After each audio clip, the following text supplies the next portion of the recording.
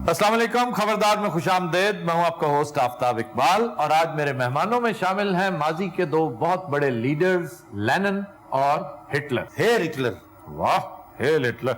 आपने नहीं बताया जी, आपका क्या हाल है? करम मौला दा, अल्लाह दा बड़ा करम है।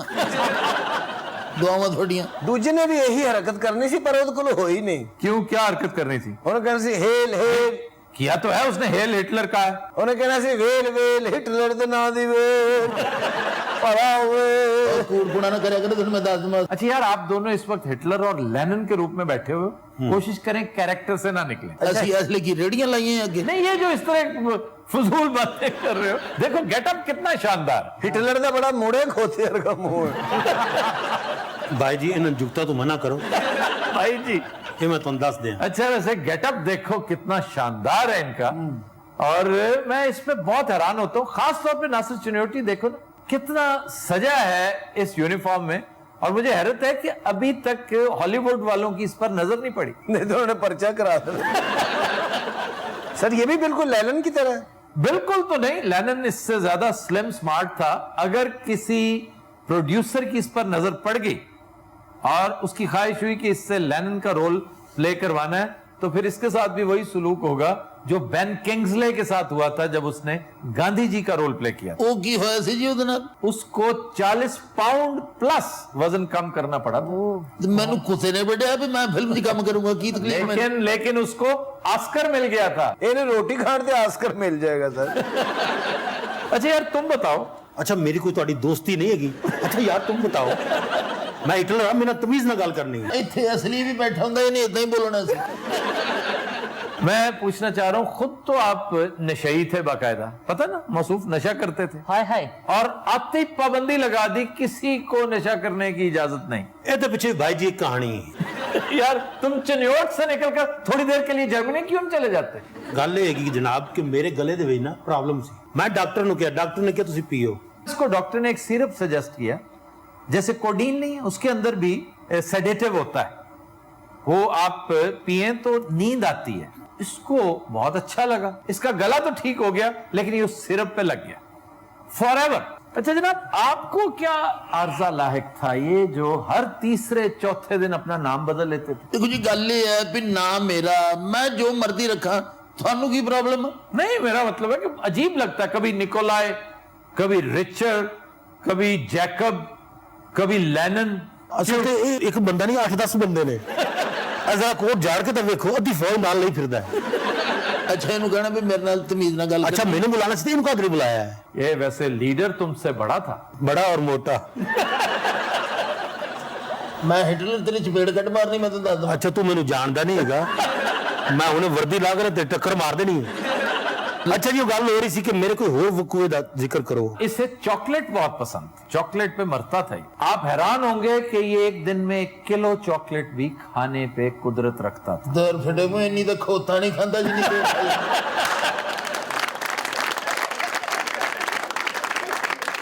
वैसे तुम्हें चाहिए था, एक केक होता है डेथ बाय चॉकलेट, वो खाना चाहिए था। Death by chocolate? हाँ जी, वो खा के। हुण तुसी अंदाजा ये करो भी कादा हिटलर इन्हें ये नहीं पता लगा डेथ बाय चॉकलेट की। नहीं, वो तो अब की इजाद है, वो पुराने वक्तों का लीडर है। अच्छा खान साहब तुसी भी अंदरों ना इहदे नाल हो, मेरे नाल नहीं। नहीं, हिटलर को मैं वाकई एक इंतहाई नेगेटिव कैरेक्टर समझता हूँ। आप तो बड़े नफीस आदमी थे। मैंने क्यों? इसलिए कि तुम एक रद्द अमल की पैदावार थे, एक रिएक्शन की पैदावार थे।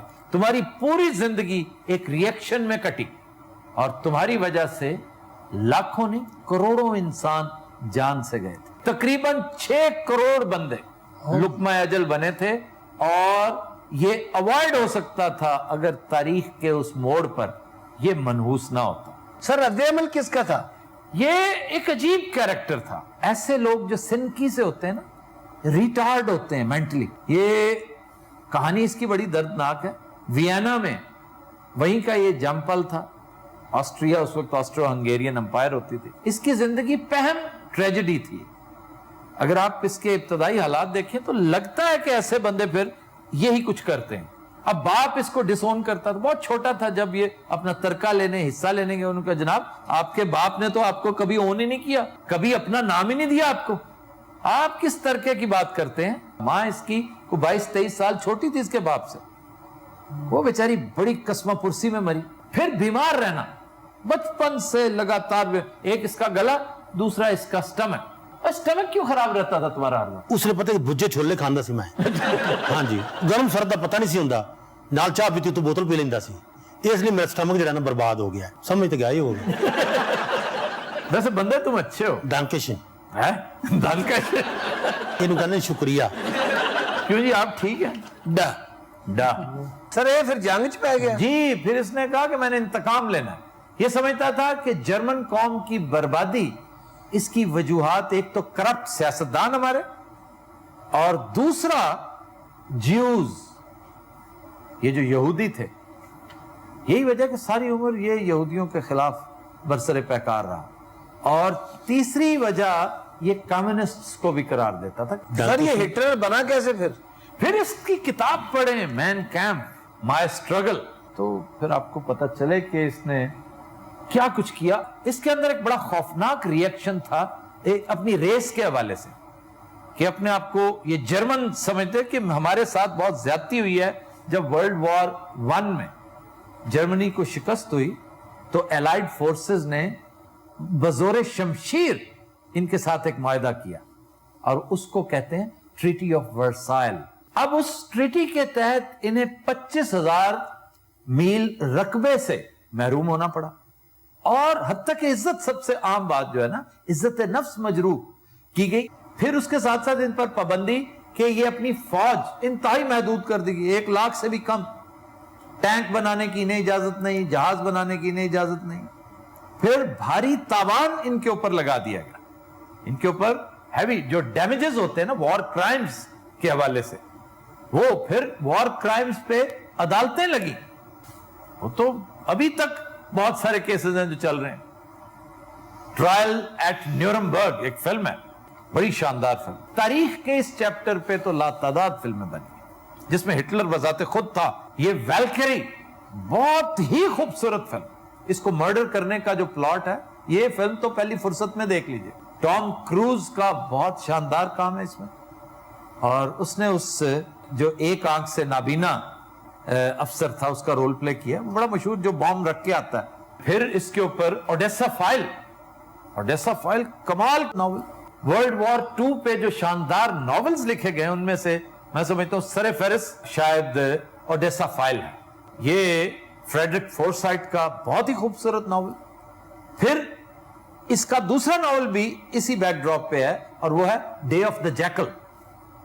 ये दोनों अगर आपने नहीं पढ़े और आप फिक्शन में दिलचस्पी रखते हैं, फिक्शन जो फैक्ट्स, तकरीबन फैक्ट्स पे बेस्ड हो, तो ये दोनों नॉवेल्स हरगिज मिस ना कीजिएगा।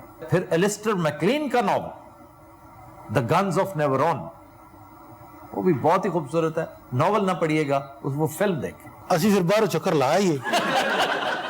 भाजी को मेहरबानी करो, खुदा दा नाम, अद्धियां बावां दी पाई है, सानू आप आता आप पे भी बड़ी मशहूर फिल्म बनी द ट्रेन, ਉਹਦੇ ਚ ਨੇ ਇੰਜਨ ਦਾ ਰੋਲ ਕੀਤਾ ਹੈ। तू सालिया बोतलां बेचदा सी विच। इसकी किताब बहुत लाजवाब है। अच्छा भाई मेरी किताब जरूर पढ़ना, बाहर तुम 250 की मिलेगी, मैं 150 की देंगा।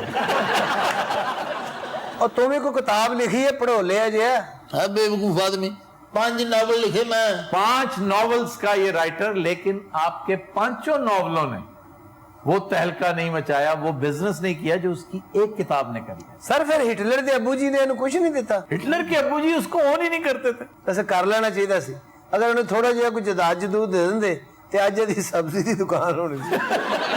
सर इस पे इतने हमले होते थे, ये बच कैसे जाता था? ये दही खांदा सी बाटा। एडा जालिम नहीं, मैं मजाहिया फनकार सी। अच्छा, मजाक का भी बड़ा गहरा ताल्लुक था। मौसूफ बड़े मखौलिये भी थे, बड़ा विटी था, और ये मूंछें इसकी ये चार्ली चैपलिन की वजह से हैं। ये उसका बहुत फैन था, और इस पर 42 कातलाना हमले हुए, 42। लेकिन देखो इसकी उम्र बड़ी हुई थी, हर बार बच जाता था। इससे फिर नफरत करती थी दुनिया, और खास तौर पर फ्रांस को जिस तरह पायमाल इन लोगों ने किया था ना, फ्रांस और पोलैंड, तौबा तौबा। पोलैंड के बैकड्रॉप पे मुझे फिर याद आ गई फिल्म, वो है night of the generals. General Tanz कैसा करप्ट ऑफिसर और कितना मैनियक होता है। ये भी बड़ी शानदार फिल्म है, night of the generals, miss ना कीजिएगा। सानू बुलाया ये तो फिल्म बेच रहे हो हर 2 मिनट बाद एक फिल्म कर लेंगे हो। भाई अगर तुम ना होते तो दुनिया इतने शानदार नॉवेल्स और फिल्मों से महरूम रहती। मैं कहा अजे कोई देर है तो मैनू गिला करके पुआ दियो। यार कभी तुम्हें ठंड लगती है, अब तुम्हें गर्मी लग रही है। ਇਹਨੂੰ ਕੋਟ ਨਾਲ ਲਵਾਤਾ ਨਾ ਫਿਰ ਇਹਨੂੰ ਭੁੱਖ ਲੱਗੇਗੀ। ਅੱਛਾ ਸਰ, ਇਹਨੇ ਤਾਂ ਖੁਦਕੁਸ਼ੀ ਕੀਤੀ। ਹਾਂਜੀ। ਤੇ ਇਹ ਮੋਟਾ ਕਿਵੇਂ ਮਰਿਆ? ਉਹ ਭੁੱਖ ਨਾ ਮਾਰ ਗਿਆ। यार ये कोई हसन वाली गल है? ये तबई मौत मर गया था। ये बेचारा किस जमाने में मुंशी था। ਮੁੰਸ਼ੀ हाँ जी, ये एक वकील का मुंशी हुआ करता था ਮੁੰਸ਼ੀ ਹੋਣ ਤੋਂ ਪਹਿਲੇ ਇਹ ਦੁੰਬਾ ਸੀ। और इसे ममीफाई किया गया था। इसकी तदफीन नहीं हुई, आज भी इसकी मम्मी मौजूद है। और यदि मम्मी भी 50-60 रोटियां खा जाती है। अच्छा कोई चीज ऐसी है मेरी जड़ी तो चंगी हो? हाँ, आप इससे ज्यादा अच्छी शतरंज खेलते थे। ये शतरंज के चैंपियन थे बाय द वे। आप इस कदर शक्की मिजाज क्यों थे? मैं इस बंदे में और ओथेलो में बड़ी मुमासलत देखता हूं। वो भी हर वक्त शक में मुब्तला रहता था। ये भाई साहब भी बहुत शक करते थे। इनकी महबूबा ने जब इनकार किया ना दिल देने से, तो बेचारे बड़े दिल बर्दाश्त हुए, बहुत दुखी हुए थे। तो जाहिर गल है जो बंदा सिर्फ इनकार ही नहीं किया उन्हें इन्हें मावा पैरों की गल भी कटी है सर। तो दिन रात will take a break, stay with अस।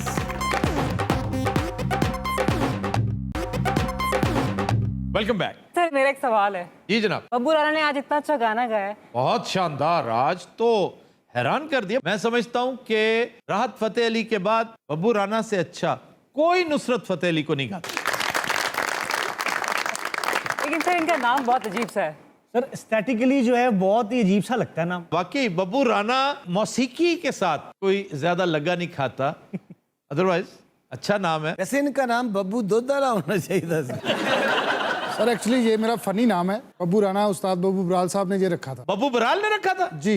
तो फिर फनी तो ना हुआ ना, फनी हुआ। लेकिन सर मैं मौसीकी के हवाले से कुछ आम फैसले कर रहा हूँ। वो क्या है? तो मेरा जो असल नाम है मौसीकी के हवाले से वो है बाबर फतेह अली खान। बाबर फतेह अली खान। अच्छा, बहुत आला। तो बाबर फतेह अली खान की बजाय तुम बब्बू राणा क्यों कहते हो अपने आप को? सर वो बब्बू बराल साहब ने रख दिया था मेरा नाम बब्बू राणा, तो फिर मुझसे ना नहीं हुई। तो फिर अब क्या इरादा है? सर मैं एक सीडी लॉन्च कर रहा हूँ उस्ताद फतेह अली खान साहब के लिए। अच्छा, तो मैं खान साहब को ट्रिब्यूट पेश करना चाह रहा हूँ सर। बड़ी अच्छी बात है, जरूर ट्रिब्यूट पेश कीजिए। और उस सीडी पर मेरा पहली दफा नाम बाबर फतेह अली खान ही लिखा जाएगा। वैसे भी आप फैसलाबाद से हैं, आपकी निस्बत भी है, फिर आप कव्वाल हैं। अहम बात ये कि हर सिंगर कव्वाल नहीं होता, लेकिन हर कव्वाल सिंगर होता है, नेसेसरीली सिंगर। ये तो बहुत बड़ी कंट्रीब्यूशन होगी मैं समझता हूँ खबरदार की। और अमजद साबरी के बाद तो वैसे ही एक गैप, एक खला बहुत बड़ा क्रिएट हो चुका है। अब वो खला तो शायद ना तुम फिल कर सको, लेकिन इजाफा होगा एक अच्छे सिंगर का। लेकिन सर ये उनका नाम कैसे रख सकते हैं? क्यों जी? वो मेरे रूहानी उस्ताद हैं। भाई रूहानी उस्ताद और वो ऊपर से मोहल्लेदार है, इससे बढ़कर क्या हो सकता है? सर रूबी आपी ने भी अपना नाम चेंज किया। मैं नाम नहीं चेंज कर रही, मैं भी गाना चाहती हूँ, मैं भी मौसीकी में अपना नाम बनाना चाहती हूँ। तो आप नाम चेंज कर रही हैं? नहीं, पहले ये अपनी जींस चेंज करेंगे। ये अपना नाम मजीद स्कूटरा वाला रखना चाह रही है। यार कोई सीरियस बात भी कभी होती है। अच्छा नहीं, ये सीरियस बात इसलिए नहीं हो सकती कि मौसीकी के साथ तुम्हें कोई इलाका नहीं है, मैं जानता हूँ। सर आप खुद ही कहते हैं कोई चीज नामुमकिन नहीं है। लेकिन ऐसी क्या मुसीबत पड़ी है कि तकरीबन नामुमकिन को तो मुमकिन करने निकली। यार उनको शौक है मैं सितार सीखूं। सब लोग बातें कर रहे हैं, मैं भी अपना नाम तब्दील करना चाहता हूँ। मुझे भी कुछ शौक है कुछ तरक्की करने का। आप अपना हुलिया तब्दील करें। जी आप कुछ फरमा रहे थे। सर मैं अर्ज ये कर रहा था कि मुझे भी गाने का शौक है। तो गाए ना, जरूरी नहीं है कि गाने का शौक हो तो अपना नाम भी चेंज कर लें। ये गाना गा के लोगों को डराना चाहते हैं सर। नहीं नहीं, अच्छी बात है और बहुत अच्छा गायक है, बहुत सुरीला है, क्या आप बात। गाएं। लेकिन गाने का नाम की तब्दीली से कोई ताल्लुक नहीं। अयूब मिर्जा अच्छा नाम है, इसे कंटिन्यू करें। और अगर आप किसी एक खास सिंगर को उसके सहर में मुब्तला हैं, जिस तरह हमारे बाबर फतेह अली खान साहब, ये नुसरत फतेह अली खान से निकलना ही नहीं चाह रहे, उस शजरे सायादार के नीचे रहना चाहते हैं, तो आप भी अपने लिए कोई एक सिलेक्ट कर लें, कोई बेस्ट सिंगर। ये लूने वाले को बड़ा पसंद करते हैं सर। किसको? अल्लाह दिता लूने वाला। अल्लाह दिता लूने वाला बहुत अच्छा, बहुत उम्दा सिंगर है। ये अपना नाम रखना चाह रहे हैं अयूब मिर्जा मिर्चा वाला। भाई ये तुम्हें कितनी दफा बताया है, ये लूने का नमक से कोई ताल्लुक नहीं। कैसे बेवकूफ है। क्यों जी नागी साहब, लूना क्या होता है? ये सर कौम है। अच्छा जी, बाबर के रूहानी उस्ताद तो हो गए ना, उस्ताद नुसरत फतेह अली खान जी आपके कौन है? इनके माइकल जैक्सन है सर। रूहानी उस्ताद। हाँ जी, लेकिन गाना ये लोने वाले को चाहते हैं। सर वो मुझे अच्छे लगते हैं, मैं उनकी तरह गाना चाहता हूँ। अगर आप इजाजत दे तो मैं 2 बोल आपको सुना दूं। किसके? दिते लूने वाले के? इदिता लोना वाला के। जी जी जी। अल्लाह मुल्क तो सोनी अख दिती आई, किती कर तू मेहर वफा दी, इस अख विच जितने लोग आबाद हो भी खैर हजूर निगाह दी, अखी तिरछियां करके मार गते नए, है भी मौत बरार दे भादी, ते जेड़ी पैरा हेठ लताड़ छुड़े नए, ओ भी है मखलूक खुदा दी।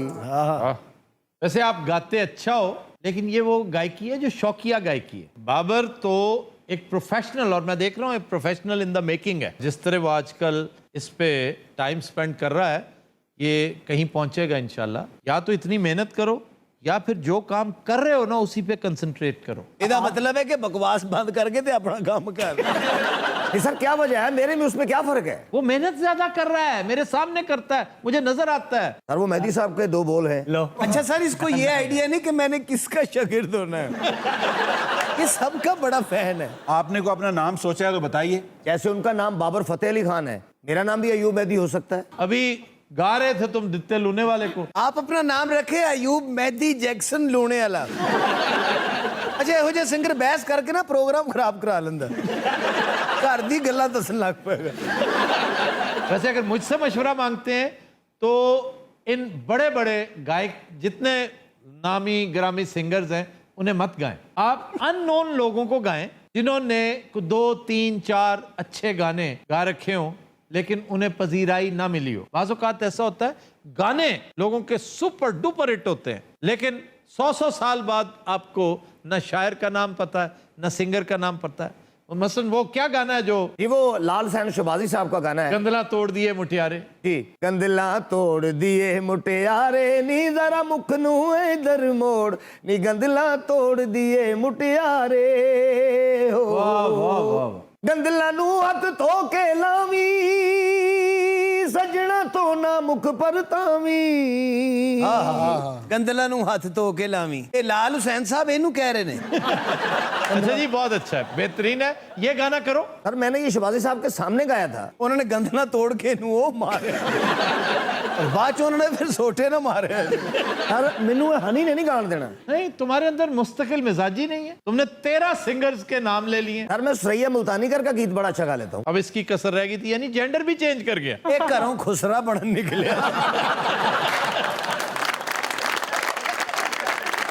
हुणी तुहानू कहेगा मैं आपको छतरे की आवाज निकाल के दिखाऊं।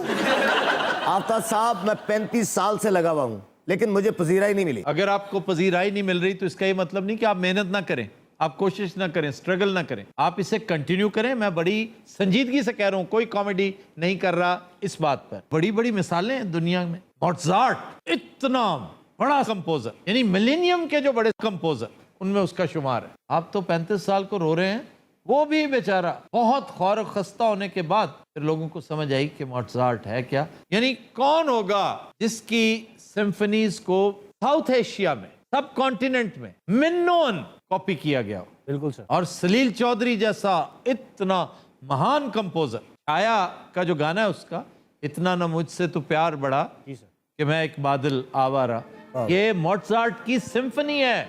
एग्जैक्टली उन्होंने उठा के छाप दी। इतना न मुझसे तू प्यार बढ़ा कि मैं एक बादल आवारा, कैसे किसी का सहारा बनूं कि मैं खुद बेघर बेचारा।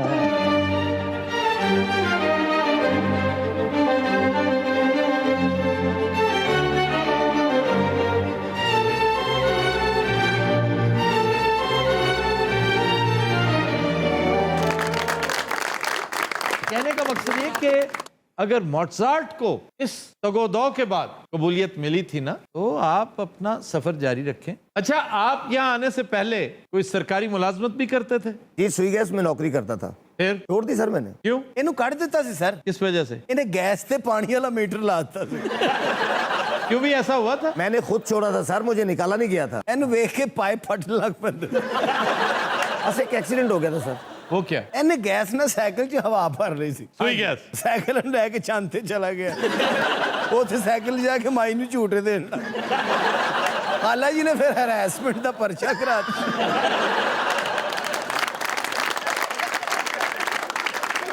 अल्ताफ साहब, मैंने अपनी जिंदगी में बहुत मेहनत की है। बड़ी अच्छी बात है, मेहनत। आपको देख के मुझे होस्टिंग का शौक भी पैदा हो गया। अच्छा। मेरा दिल करता है मैं सरायकी में होस्टिंग करूं। पर यही गल है अमरूदा वाले भी कह रहे थे आपकी तरह मैं अमरूद बेचना चाहता हूँ। यार फैसलाबाद से मेरा ताल्लुक है और फैसलाबाद के तमाम आर्टिस्ट, बल्कि लाहौर में भी, ये सारे मेरे जूनियर हैं। जूनियर है आपके? सर आलम ये था कि जब मैं घर से निकलता था तो मैं अपने थिएटर तक आने से पहले मुंह पे कपड़ा लपेट के आता था। ये सड़िया सी सर। सर लोग मुझे पहचान लेते हैं और मुझे रास्ते में रोकते हैं, टाइम जाया करते हैं। लोग पहचानते थे? हाँ। ये अब भी पहचानते हैं? ये सर पहचानते थे वो थिएटर के हवाले से। अब तो इस प्रोग्राम के हवाले से अल्लाह की बड़ी रहमत है, लोग पहचानते हैं, प्यार करते हैं। मेरे साथ एक वाकया हो गया सर। क्या? मैं घर जा रहा था, एक 1 to 5 वाला बंदा मेरे पीछे लग गया। अच्छा। मैंने कहा शायद ये डिकेट है, मुझे मारेगा। और वो डकैत इन्हां कोलों डरिया सी। वो घर फोन करके कह रहे थे एक बंदा मेरे अगे लगा है। यार उसकी बात तो सुन लो जी। मैंने कहा भाई क्या बात है? कहते गाड़ी रोको। नकाब पोश थे, हेलमेट पहना हुआ था। नकाब हेलमेट के ऊपर था? कपड़ा मुंह पे लपेटा हुआ था सर, उसके ऊपर हेलमेट पहना हुआ था। अच्छा। कह रहे गाड़ी साइड पे लगाओ। मैंने लगा दी। मैंने कहा हुक्म करें। कहते भाई वो 2-3 सेल्फी हो जाए जरा। ये कहाँ का वाकया है? ये सर नहर का वाकया है। हाँ जी, उन्हें सेल्फी बना के ना फोन नहर च सुट्टा।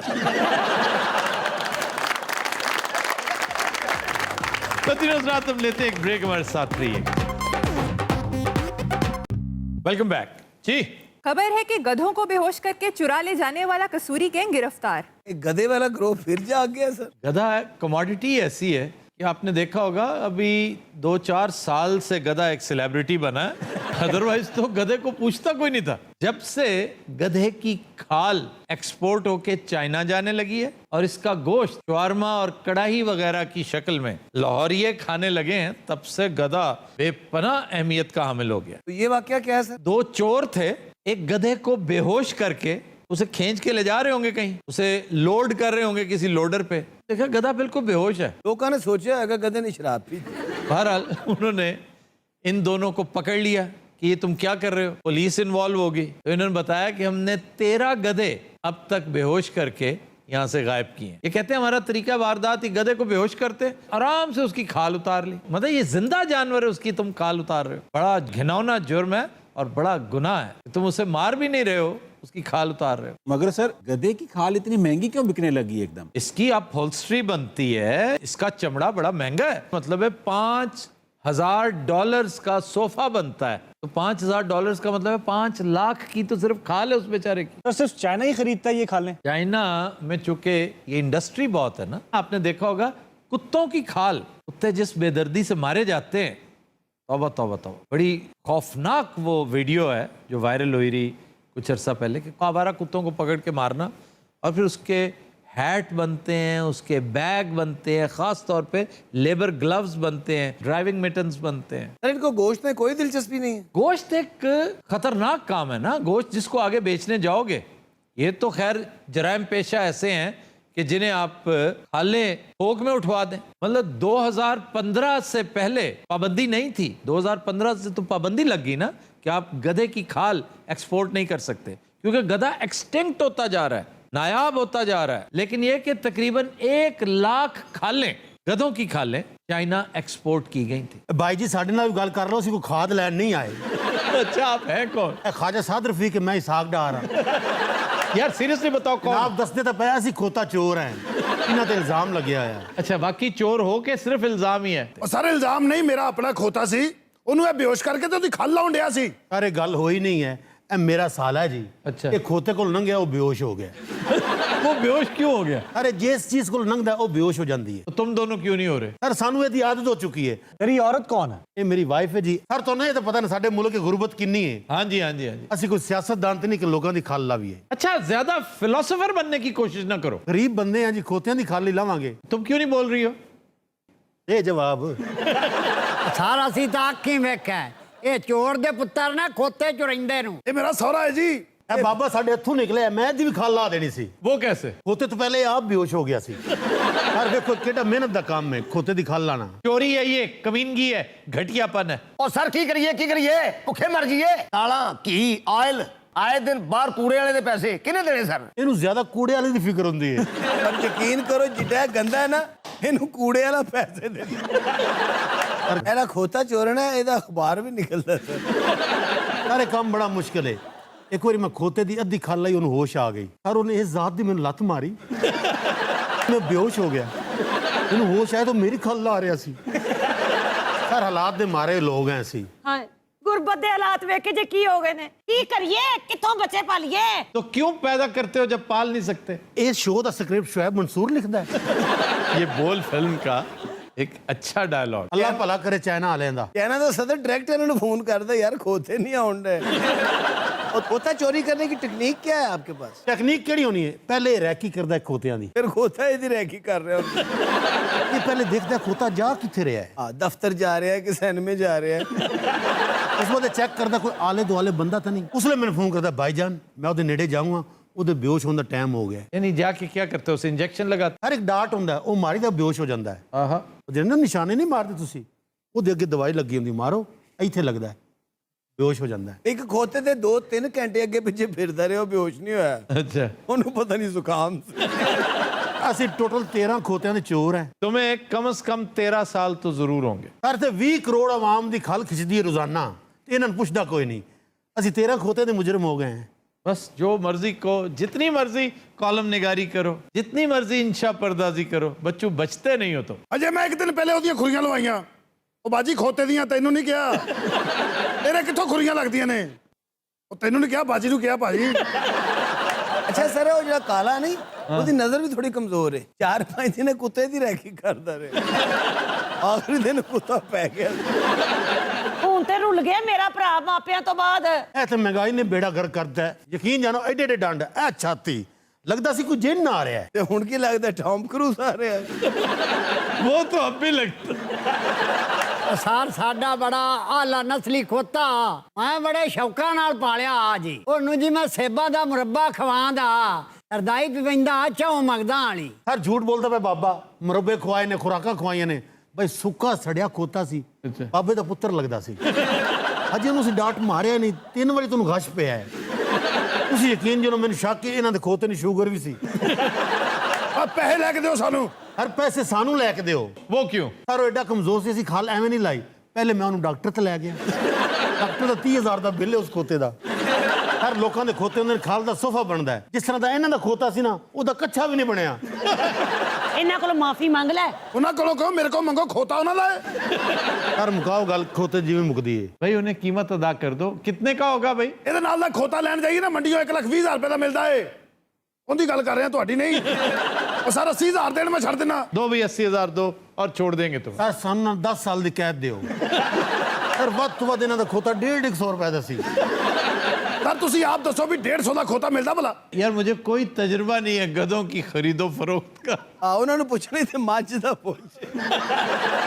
ਉਹ ਸਾਰਾ ਵੀ ਬਕਵਾਸ ਕਰਨ ਡਿਆ, ਮੈਂ ਤੇ ਦੰਦ ਕੱਢ ਦੇਗਾ ਫੜ ਕੇ। ਓਏ ਝੂਠਾ ਇਲਜ਼ਾਮ ਲਾਵੇ। छोड़ दो उसको प्लीज। अच्छा छोड़ दो। सारे ने मेरी बीवी ने छेड़ा, मैं लाख रुपया लाऊंगा। खुद बेहोश हो गया बेचारा। ਇਹਨੂੰ ਕਿਤੇ ਡਾਂਟ ਤਾਂ ਨਹੀਂ ਵੱਜ ਗਿਆ? ਇਹ ਲੜਾਈ ਦੀ ਵਜ੍ਹਾ ਤੋਂ ਨਹੀਂ, ਉਹਦੀ ਵਜ੍ਹਾ ਤੋਂ ਬੇਹੋਸ਼ ਹੋਇਆ। ਅੱਛਾ ਤਾਂ ਖੋਤਾ ਵੀ ਐਵੇਂ ਹੀ ਕਰਦਾ ਸੀ।